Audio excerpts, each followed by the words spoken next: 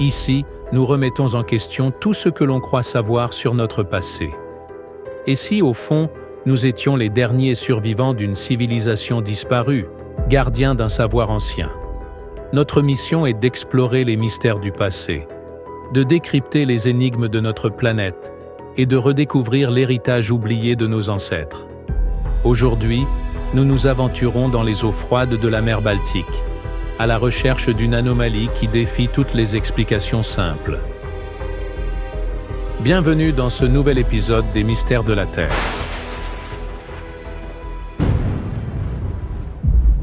Grâce aux relevés sonars et aux mesures géophysiques, les scientifiques ont découvert une formation circulaire d'une symétrie étonnante, aux contours presque artificiels dans les profondeurs de la mer Baltique. Mais ce qui rend cette anomalie encore plus mystérieuse, c'est un phénomène inattendu. À mesure que les instruments se rapprochent, ils se dérèglent. Des appareils portés par les plongeurs et censés fournir des données précises affichent alors des valeurs erratiques, comme s'ils étaient perturbés par une force inconnue. Imaginez un instant, vous vous approchez de cette formation, et soudain, les relevés se déforment, les capteurs se brouillent, et les signaux disparaissent. Les premières analyses évoquent plusieurs hypothèses. Certains avancent qu'il s'agit d'un phénomène purement géologique, lié aux forces glaciaires qui ont façonné la mer Baltique, provoquant des perturbations locales capables de déstabiliser nos instruments. D'autres pensent qu'il pourrait s'agir d'un vestige d'une civilisation disparue.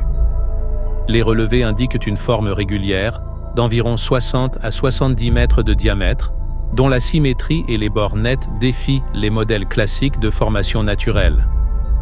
En observant les clichés, une autre énigme se dévoile. Une traînée mystérieuse s'étend sur le sol marin juste devant lui. Cette marque, nette et régulière, semble indiquer une interaction dynamique entre l'objet et le substrat.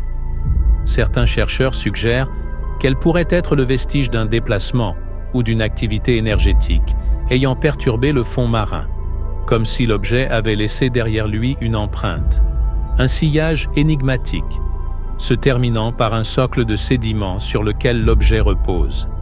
Ce détail renforce l'impression que l'anomalie n'est pas statique, mais qu'elle a interagi activement, voire brutalement avec son environnement, ajoutant une nouvelle dimension au mystère.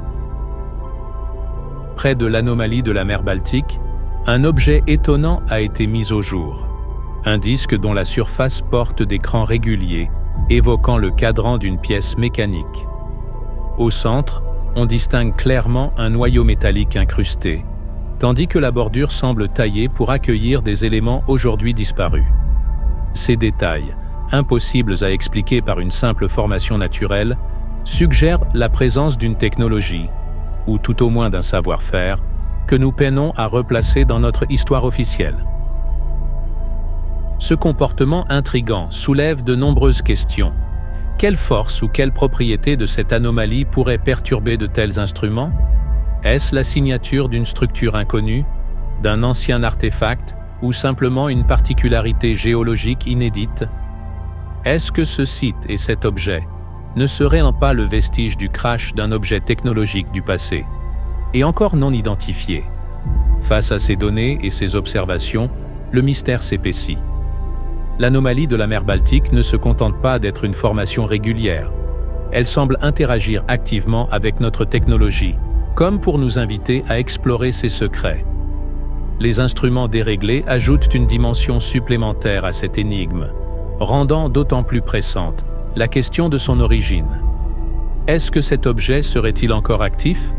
Le secret de la mer Baltique reste ouvert, et chaque question nous rapproche un peu plus de la vérité.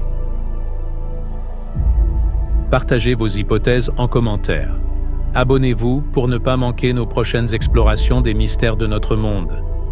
Et si cet épisode vous a plu, faites-le savoir.